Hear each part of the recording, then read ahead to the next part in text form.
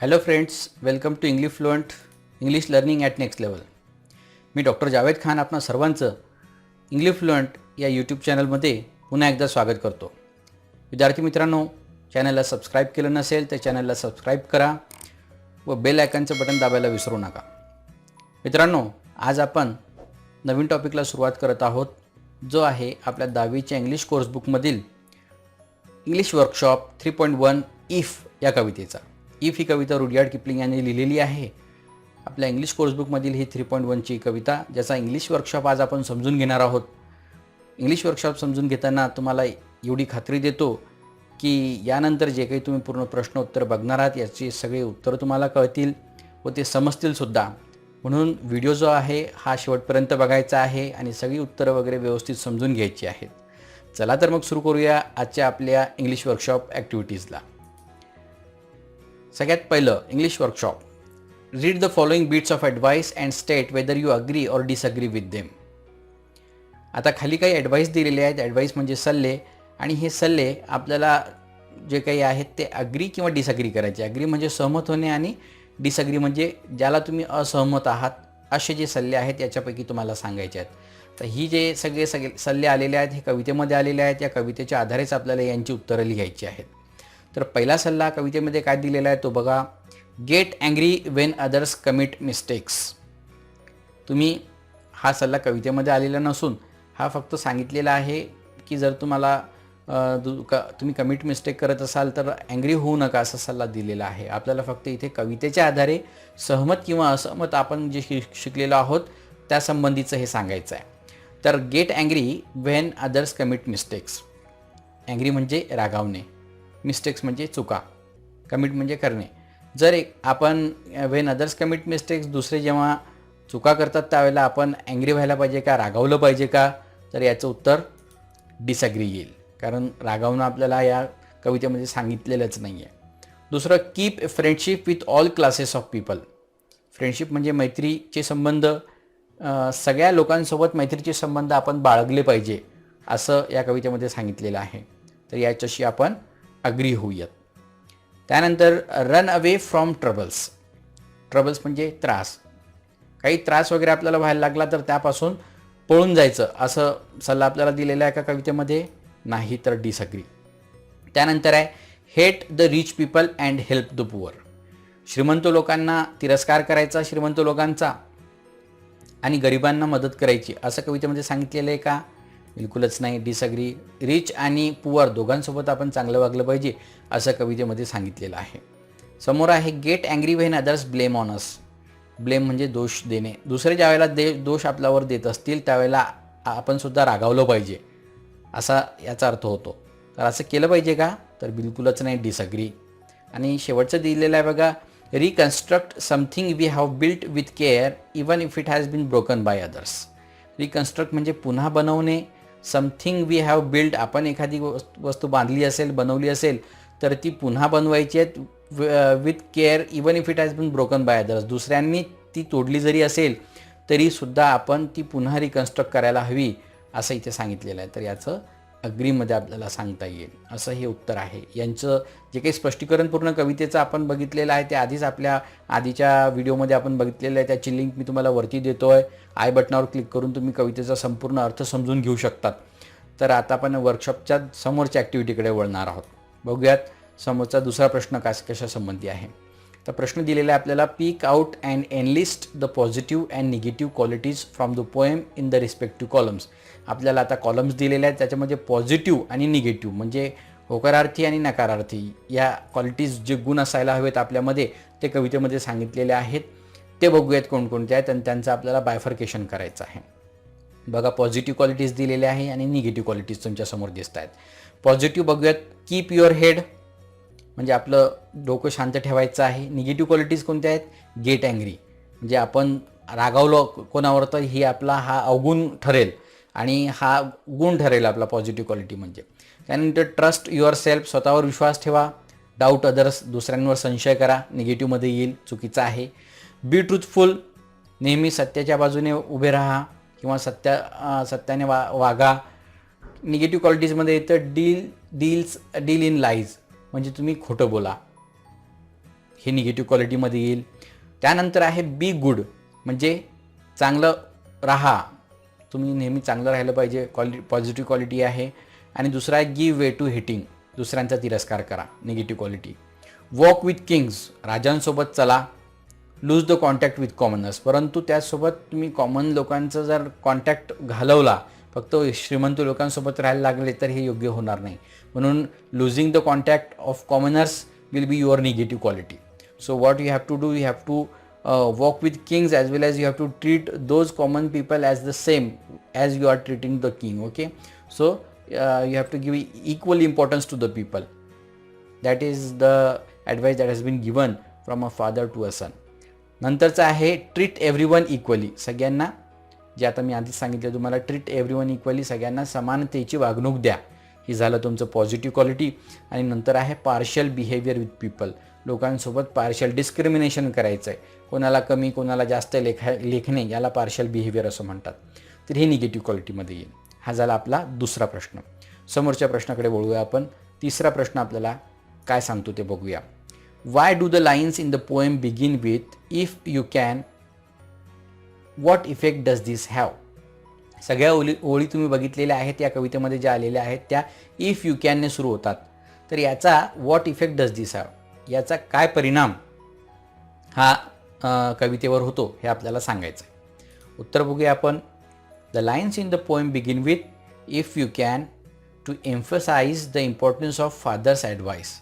या सगळ्या ओळी या इफ यू कॅनने का सुरू होतात, टू एम्फसाइज म्हणजे भर देणे, the importance of father's advice, वडिलांचा सल्ला जो आहे याच्यावर एम्फसिस करण्यासाठी या ओळी आलेल्या आहेत.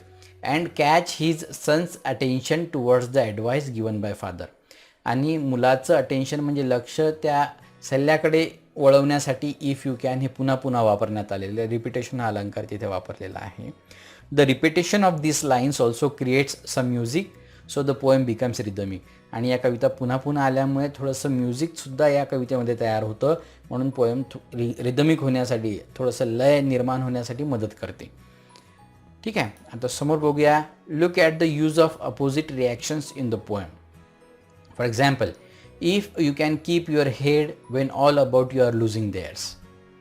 आपल्या या कवितेमध्ये भरपूर अशा अपोजिट रिॲक्शन्सच्या ओळी आलेल्या आहेत, ज्यामध्ये असं म्हटलेलं आहे, तुम्ही if you can keep your head when all about you are losing theirs, दुसरे तुमच्यावर रागवत असतील तर तुम्ही आपल्या रागावर शांत, किंवा तुम्ही रागावर आपण कंट्रोल केलं पाहिजे, नियंत्रण ठेवलं पाहिजे, अशी काही ओळी आलेल्या आहेत. म्हणजे अपोजिट मिनिंगच्या काही शब्द यामध्ये आलेले आहेत. तर find 4 other such opposite reactions from the poem. कवितेमध्ये अजून अशा 4 ओळी आलेल्या आहेत ज्यामध्ये अशा पद्धतीचं वाक्य आलेलं आहे. So note them down in your notebook. कोणकोणते आहेत ते आपण बघूयात. आन्सर याचं दिलेलं आहे, on being lied about don't deal in lies. म्हणजे जर ऑन बिईंग लाईड अबाउट, खोटं जर बोलत असतील लोक, डोंट डील इन लाईज, खोट्याची साथ आपण द्यायची नाही आहे.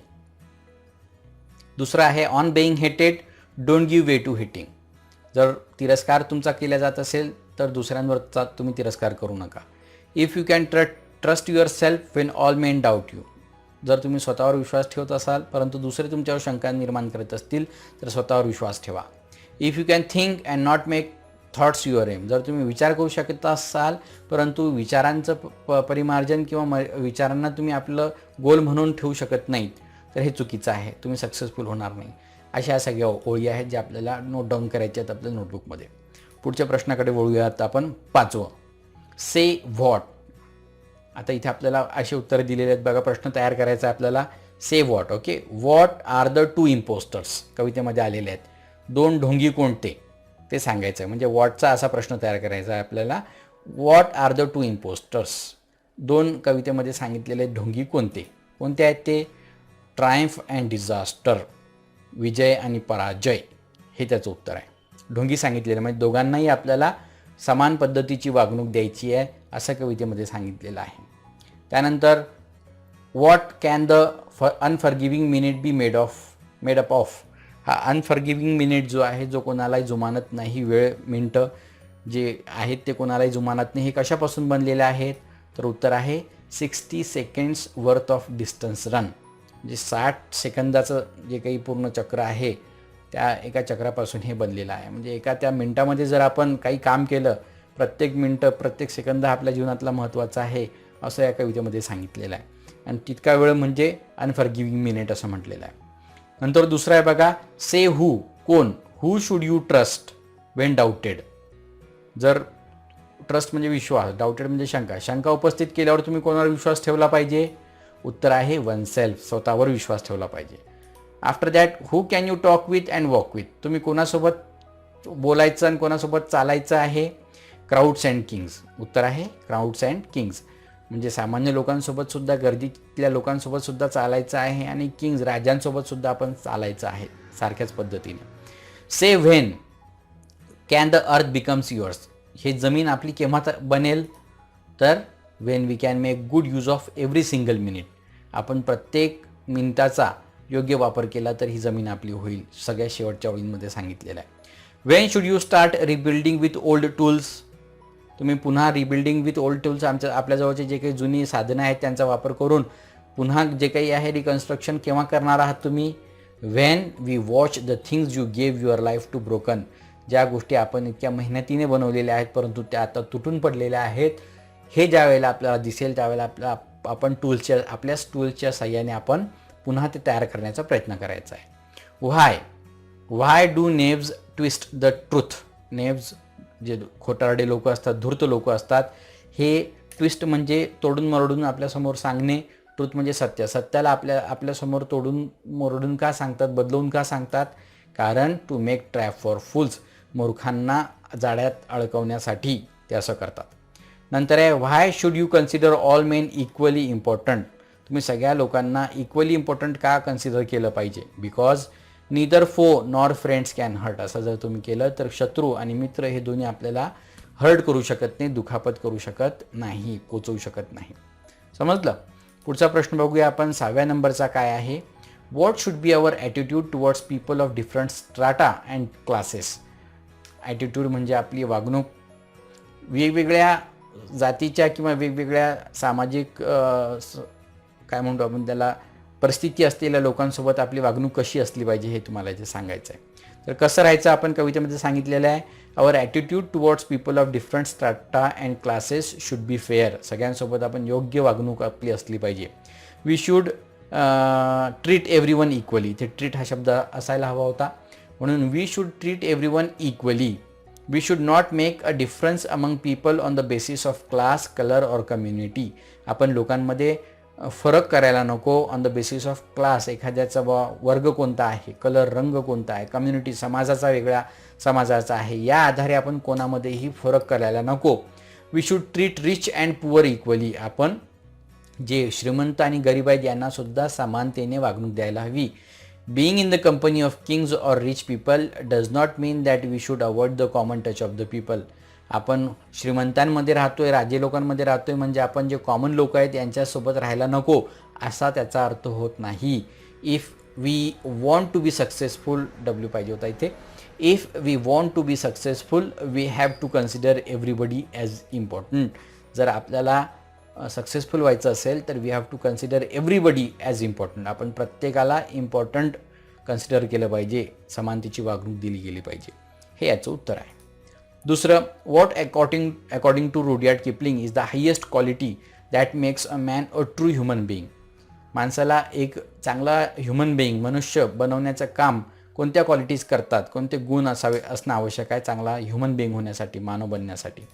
उत्तर दिलेलं बघा, according to Rudyard Kipling, treating all people equally without discriminating them on the basis of class, community और colour is the highest quality that any true human being could possess. लोकांमध्ये समानतेने लोकांना समानतेची वागणूक देणे आणि सगळ्यात महत्त्वाचं लोकांमध्ये फरक न करणे, डिस्क्रिमिनेटिंग म्हणजे फरक करणे, क्लास, कम्युनिटी और कलरच्या साह्याने लोकांमध्ये काही फरक करणे, हे आपण जर करत नसू so we are the true human being, असा याचा अर्थ होतो. ठीक आहे, समोरचं बघूया आपण. पुढचा प्रश्न काय आहे? Identify the figures of speech used from those given in the bracket. ब्रॅकेटमध्ये जे दिलेले फिगर्स ऑफ स्पीच आहे यांचे ज्या ओळी दिलेल्या आहेत खाली त्या सांगायच्या आहेत कोणकोणत्या आहेत म्हणून. ओके, बघूयात आपण कोणकोणते फिगर ऑफ स्पीच दिलेले आहेत. सिमिली दिलेला आहे, रिपिटेशन दिलेला आहे, अँटिथेसिस दिलेला आहे, पर्सॉनिफिकेशन आहे, मेटाफर आहे, अलिट्रेशन आहे आणि ॲपॉस्ट्रॉफी आहे. यापैकी या 4 ओळींना कोणते लागू होतात ते सांगायचं आहे. पहिला बघूया, if you can keep your head when all about you are losing theirs. इथे होतो अँटिथेसिस नावाचा अलंकार. अँटिथेसिस म्हणजे दोन अपोजिट गोष्टी एकाच ठिकाणी सांगण्याचा प्रयत्न केलेला असेल. एखादी संकल्पना जास्त उठावदार पद्धतीने मांडण्यासाठी दोन अपोजिट गोष्टी ज्या वेळेला एका ठिकाणी मांडल्या जातात त्याला अँटिथेसिस असा अलंकार वापरला जातो. ठीक आहे, जसं इथे उत्तर दिलेलं आहे ना बघा, if you can keep your head, जेव्हा तुम्ही आपला राग शांत ठेवाल जेव्हा इतर तुमच्यावर रागवत आहेत. म्हणजे रागवणे आणि रागावर नियंत्रण ठेवणे दोन गोष्टी आहेत, एम्फसिस करण्यासाठी वापरलेला बघा. दुसरं आहे, if you can meet with triumph and disaster and treat those two impostors just the same. Triumph आणि डिझास्टर हे ढोंगी लोक तुम्हाला जर भेटले आणि या दोघांना तुम्ही सारखेपणाने वागवलं तर तुम्ही सक्सेसफुल पर्सन व्हाल असा याचा अर्थ होतो. आता ट्रायम्फ अँड डिझास्टर, विजय आणि पराजय हे ढोंगी लोक आहेत का? नाही, बिलकुलच नाही. या तर संकल्पना आहेत, ॲबस्ट्रॅक्ट नाऊन आहेत ते. ओके, पण तरीसुद्धा त्यांना मनुष्याची प्रतिमा वापरून त्याचा वापर केलेला आहे किंवा सांगितलेला आहे. म्हणजे निर्जीव वस्तूंना सजीव असल्याचा भास ज्या वेळेला केला जातो, वापरला जातं, अशा वेळेला कोणता अलंकार होतो? पर्सॉनिफिकेशन. आणि त्याला पर्सन म्हणून ट्रीट केलेलं आहे म्हणून पर्सॉनिफिकेशन. Okay, so here inanimate objects are used as animated things. Okay, living beings, so the qualities of living beings are attributed to the dead things or inanimate objects. So the use of this kind of expression is called as personification. Next बघूया आपण, and yet don't look too good not talk too wise. Repetition वापरलेलं आहे. To good to wise हे जे काही construction आहे, कन्स्ट्रक्शनचं repetition वापरलेलं आहे म्हणून रिपिटेशन हा अलंकार होतो आहे. विथ वॉर्न आउट टूल्स, इथे होतो ॲलिट्रेशन. ॲलिट्रेशन व साऊंड वापरलेला आहे बघा, व विथ वॉर्न WW पुन्हा पुन्हा आलेला आहे म्हणून ॲलिट्रेशन हा अलंकार इथे झालेला आहे. ओके, समोर बघूया 9वा प्रश्न. Write a letter to your parents. तुमच्या पालकांना तुम्हाला पत्र लिहायचं आहे. Thanking them for advising you. तुम्हाला त्यांना थँक्यू म्हणायचं आहे. ॲडवायसिंग म्हणजे त्यांनी तुम्हाला सल्ला दिला होता. When you were in a confused state of mind. ज्यावेळेला तुम्ही कन्फ्युज्ड होतात, तुम्ही गोंधळलेल्या मनस्थितीमध्ये होतात. Cover up the following points in the body of the letter. खालील मुद्दे जे काही आहेत ते तुमच्या बॉडीमध्ये, त्या लेटरच्या बॉडीमध्ये तुम्हाला कन्सिडर करायचे आहेत. कोणकोणते आहेत? Your problem and confusion. सगळ्यात पहिले तुमचं काय गोंधळ उडाला होता जेव्हा तुमच्या आईवडिलांनी तुम्हाला सल्ला दिला, त्याआधी काय गोंधळ उडाला होता ते सांगायचं आहे. The advice of your parents. तुमच्या पालकांनी तुम्हाला काय सल्ला दिला. How you followed their advice. तुम्ही तो कसा सल्ला फॉलो केला. How the problem got solved. याच्यामुळे तुमचा प्रॉब्लेम कसा सॉल्व झाला. आणि your deep gratitude to them. आणि म्हणून तुम्हाला त्यांचे उपकार मानायचे आहेत आणि थँक्यू म्हणायचं आहे तुम्हाला. ओके, असं सगळं तुम्हाला लेटरमध्ये लिहायचं. बघूयात आपण लेटर कसं लिहिलेलं आहे ते कसं लिहू शकता तुम्ही. तर बघा, उत्तर दिलेलंच आहे तुम्हाला. नैतिक देसाई. ब्लॉक फॉर्मॅटमध्ये आपण लिहित आहोत. पूर्ण पत्र आपल्याला डाव्या मार्जिनपासून लिहायला सुरुवात करायची आपल्याला आणि सगळं तिथे त्या बाजूनेच लिहायला सुरुवात करायची. म्हणून ब्लॉक फॉर्मॅटमध्ये आपण लिहित आहोत. नैतिक देसाई वरती बघतोय आपण. व्यक्तीचं नाव म्हणजे नैतिक देसाईंनी लिहिलेलं पत्र. हा मुलगा आहे. गव्हर्मेंट बॉईज हॉस्टेलमध्ये राहणारा. कोल्हापूर. हा ॲड्रेस टाकला आपण पूर्ण. 9 सप्टेंबर 2020. तारीख आहे 9 September 2020. Dear mummy and papa, I am fine here. Salutation झालं, पहिले ॲड्रेस झालं, नंतर सॅल्युटेशन झालं. खूप महत्त्वाचं 1-1 मार्क आहे याला. आय एम फाईन हिअर पहिल्या पॅरेग्राफमध्ये आपण नेहमी सांगत असतो आपली स्वतःची ख्याली खुशाली सांगतोय. एक मुलगा नैतिक देसाई नावाचा हा गव्हर्मेंट बॉईज हॉस्टेलमध्ये राहणारा कोल्हापूर या ठिकाणी आपल्या आईवडिलांना पत्र लिहितोय आणि काय प्रॉब्लेम आहे तो सांगतोय. समोर बघूया आपण. मी इथे ठीक आहे. How are you all. तुम्ही तिथे कसे आहात. छोटे छोटे वाक्य तयार करून आपल्याला पत्र लिहायचं असतं मित्रांनो. साध्या पद्धतीने आपल्याला जर चांगले मार्क घ्यायचे आहेत, गुण घ्यायचे आहेत तर हे फॉलो करायचं आहे आपल्याला. I am missing you a lot since many days. I am missing you a lot since many days. मला तुमची खूप आठवण येते आहे. The reason is your valuable advice given to me time to time. कारण तुम्ही मला जे काही ॲडवाईस देतात असता वेळोवेळी, त्यामुळे. I was very confused about my preparation of the studies at the beginning of this academic year. मी खूप कन्फ्युज्ड होतो कशासंबंधी. My preparation of the studies at the beginning of this academic year. हे शैक्षणिक सत्र ज्यावेळेला सुरू झालं तर मी माझा अभ्यास कसा करू यासंबंधी मी जरा कन्फ्यूज झालो होतो. I had a burden of my 10th SSC examination and its vast syllabus. माझ्यासमोर 10वीचं खूप महत्त्वाचं असं वर्षसुद्धा होतं आणि याचा इतका मोठा सिलेबससुद्धा मला पूर्ण करायचा होता. मग त्याचं मला टेन्शन आलं, मी हे कसं कंप्लीट करेल. मी जरा माझं जो काही सेल्फ कॉन्फिडन्स होता तो लूज करून बसलेलो होतो, म्हणजे मला कॉन्फिडन्स राहिला नव्हता. मग काय झालं, but when I came home last month you advise me to not to get confuse. आणि ज्यावेळेला मी घरी आलो त्यावेळेला तुम्ही मला समजून सांगितलं की कन्फ्यूज होऊ नको and make plan of my studies, आणि व्यवस्थित नियोजन करून आपल्या अभ्यासाची सुरुवात कर असं तुम्ही मला सांगितलं. Papa you help me to prepare the time table of my studies and my daily routine also. बाबा तुम्ही मला माझा टाइम टेबल बनवून दिला आणि माझं डेली रुटीन काय असलं पाहिजे ते सुद्धा ठरवून दिलं. I started to follow that time table and prepare the study of every subject in that way. आणि त्याच टाइम टेबलनुसार मी माझा अभ्यास करायला सुरू केलं. I started from easy subjects and then took the difficult ones. आधी मला कठीण गोष्टीपेक्षा मी सोपं जे काही तुम्ही सांगितल्याप्रमाणे सोपं आधी बघितलं वाचून, तर मला इंटरेस्ट यायला लागला आणि त्यामुळे माझे प्रॉब्लेम सॉल्व्ह व्हायला लागले. So I started from easy subjects and then took the difficult ones, आणि नंतर मी डिफिकल्ट सब्जेक्ट्स घ्यायला सुरुवात केली. In the morning I studied hard subjects so that I can concentrate on the difficult subjects in a fresh mode. आधी मी काय केलं की सकाळी उठल्यानंतर मी जे काही मला डिफिकल्ट सब्जेक्ट्स हार्ड सब्जेक्ट्स होते समजायला ते वाचायला सुरुवात केली, आणि त्याच्यामुळे माझं सकाळी फ्रेश मूडमध्ये जो काही कठीण सब्जेक्ट्स होते याच्यावर मी कॉन्सन्ट्रेट करू शकत होतो. Doing my homework on time help me to understand the subjects thoroughly. तुम्ही सांगितल्याप्रमाणे माझा होमवर्क मी माझ्या वेळेमध्ये करत होतो, त्यामुळे मला सब्जेक्ट्स हा पूर्णपणे समजायला मदत झाली. I practised maths problem a lot as per your advice. मी मॅथ्सचे जे प्रॉब्लेम होते यांची खूप जास्त प्रॅक्टिससुद्धा केली, सराव केला. सरावामुळे मला मॅथमॅटिक्स जास्त यायला लागलं. And look what's the miracle. आणि बघा काय जादू झाली. I scored 95% in my first term examination. माझ्या प्रथम सत्रांत परीक्षेमध्ये मला 95% गुण मिळाले.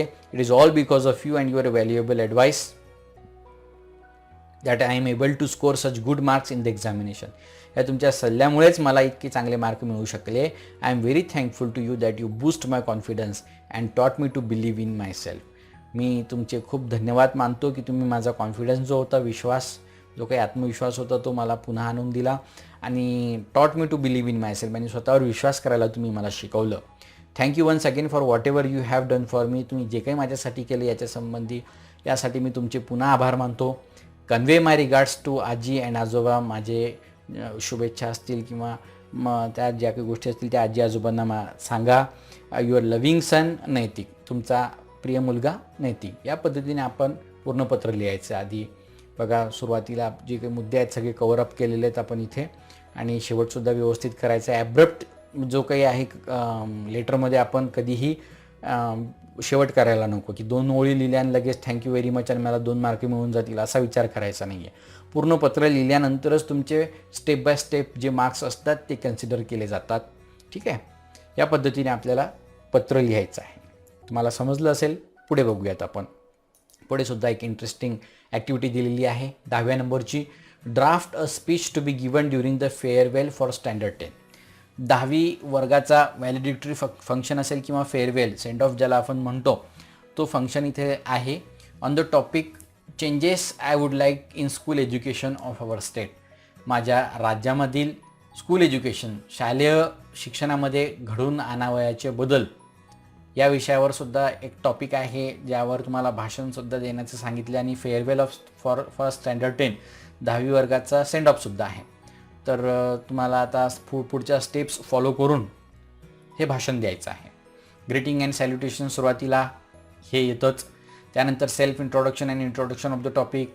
स्वतःचं इंट्रोडक्शन द्यायचं आणि कोणत्या टॉपिकवर तुम्ही बोलणार आहात ते सुद्धा सांगायचं आहे. A catchy thought or episode or news etcetera to start with. एखादं थॉट जे काही असेल ते तुम्ही सांगू शकता.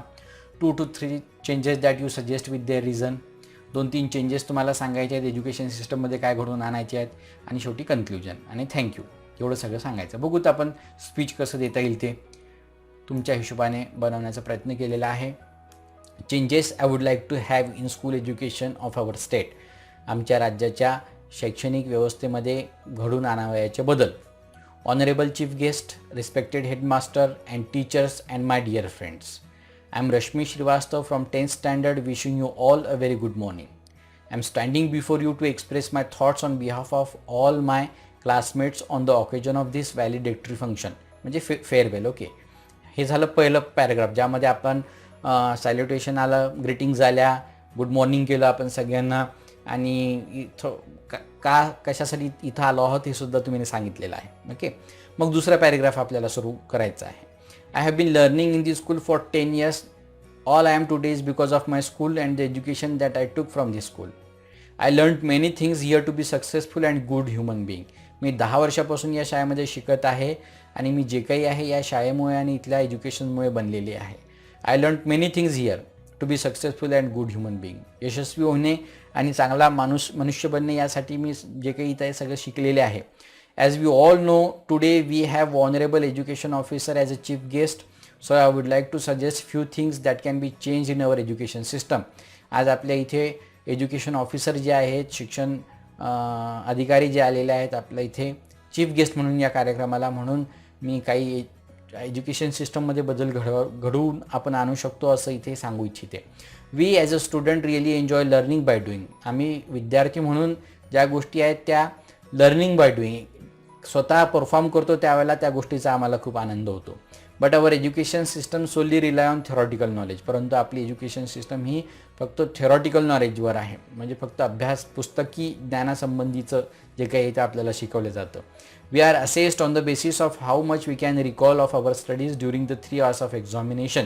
आणि आमची गुणवत्ता ही कशी पडताळली जाते, 3 तासाच्या पेपरमध्ये आम्ही किती आठवू शकतो वाचलेल्यापैकी, त्याच्यावर आमची गुणवत्ता तपासली जाते. We are suppose to write the stipulated answers in the examination paper. आणि या परीक्षांमध्ये आम्हाला योग्य ते उत्तरं लिहिणं एवढंच अपेक्षित असतं. If we mug up the things and write the answer without understanding the topic, still we are considered as topper and so called brilliant. आम्ही घोकंपट्टी करून, मगअप म्हणजे घोकंपट्टी करून सुद्धा उत्तरं जर लिहिली तरीसुद्धा, जर टॉपिक समजला नसेल, घोकंपट्टी केली आणि तरीसुद्धा आम्हाला चांगले गुण भेटतात, आम्ही टॉपर किंवा ब्रिलियंट कन्सिडर केला जातो. जिथे आम्हाला प्रॉपर जो काही टॉपिक आहे तो समजलेला नाही आहे. Actually our assessment should be done on the basis of our practical use of the particular subject. आमची जी असेसमेंट आहे, आमची जी गुणवत्ता आहे याची पडताळणी कशी केली गेली पाहिजे, आमच्या प्रॅक्टिकल नॉलेजवर केली गेली पाहिजे. If I have acquired all the skills I should be able to use them in my daily transactions. जर मी सगळे कौशल्य प्राप्त केलेली असतील तर ते माझ्या डेली वर्कमध्ये मला वापरता आली पाहिजे. जर मी इंग्रजी शिकलेलो आहे, if I have learn all the skills of English language so that I will be able to use those things in my daily work also. Okay, I should be able to write, I should be able to read, all that things could be done with the help of that things. Okay, तर हे महत्त्वाचं आहे. Practical use of knowledge has to be considered while assessing. म्हणून आमचं जे काही practical knowledge जे आहे याचा विचार करायला हवा आमच्या असेसमेंटमध्ये. समोरसुद्धा आपण बघूयात सांगितलेला आहे काय भाग. I am also of the view that student should have choice to take any subject to complete their stipulated education from a school level only. Some of us are good at math but weak in English or vice versa. But because of this weakness, we could not concentrate on our strong points. Ultimately, we perform in an average manner. So we should be given option to choose our subjects of studies. म्हणजे या पॅराग्राफमध्ये काय सांगण्याचा प्रयत्न केलेला आहे, दुसरा एक suggestion असं दिलेलं आहे की शालेय जीवनामध्येच आम्हाला आमचे विषय निवडण्याची, कोणता विषय आम्हाला शिकायचा आहे याचं ऑप्शन दिलं गेलं पाहिजे. जसं कोणाला मॅथ पाहिजे नसेल, मॅथमॅटिक्स शिकायचं नसेल, गणित शिकायचं नसेल किंवा इंग्लिश शिकायचं नसेल किंवा एखादा दुसरा सब्जेक्ट आवडत नसेल तर तो वगळून दुसरा विषय घेऊन शिकण्याची आम्हाला मुभा द्यायला हवी. याच्यामुळे काय होईल, जो कठीण विषय आहे त्याच्यामुळे आमच्या मनामध्ये भीती निर्माण होते आणि दुसरे जे येणारे विषय आहेत ते सुद्धा आम्ही शिकू शकत नाही. असं एक सजेशन इथे दिलेलं आहे.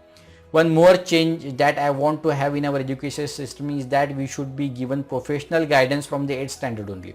समोर अजून एक असं सांगितलेलं आहे की व्यावसायिक मार्गदर्शन जे आहे आम्हाला 8व्या वर्गापासून दिलं गेलं पाहिजे.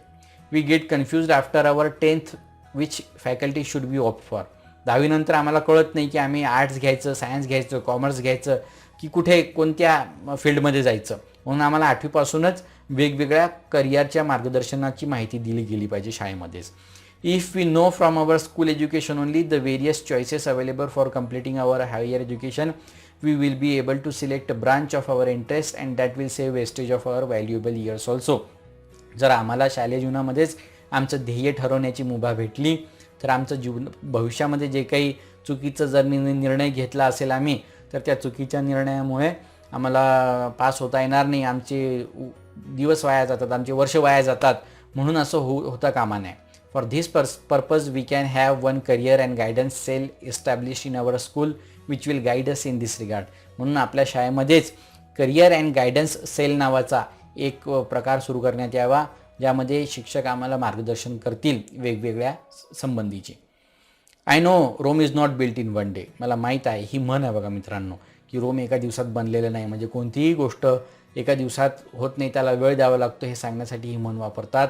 It will take time to take place these changes in education system.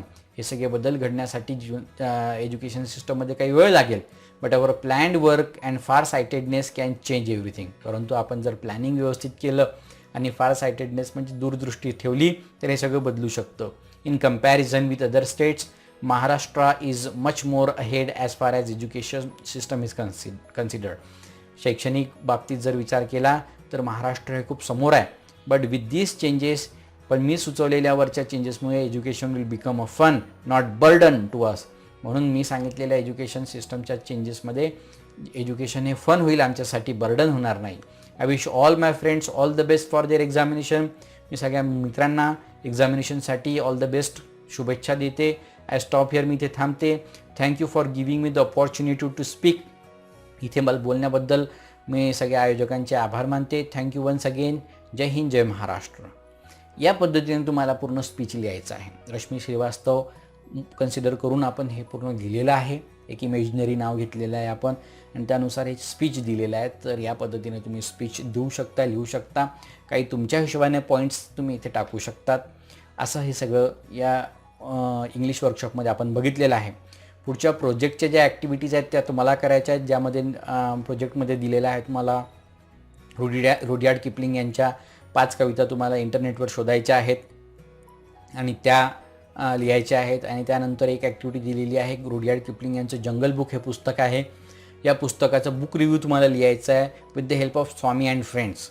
Swami and friends हा धडा आपण बघितलेलाच आहे. त्याच्यामध्ये जसं बुक रिव्ह्यू दिलेलं आहे तसं शॉर्ट पद्धतीने आपण एखादं बुक रिव्ह्यू लिहू शकतो का हे बघायचं. जंगल बुक हे पुस्तक जर तुम्हाला सापडलं तर हा एक प्रोजेक्ट आहे, तुम्ही तो करू शकता.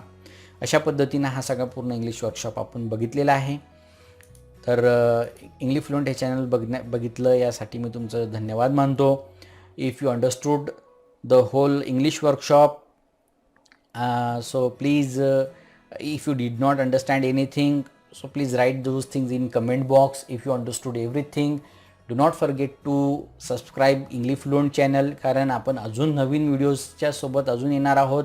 अजून चांगले व्हिडिओज तुम्हाला समोर दिसणार आहेत. 10वीच्या परीक्षेच्या हिशोबाने आपण चांगले व्हिडिओ बनवणार आहोत भविष्यामध्ये.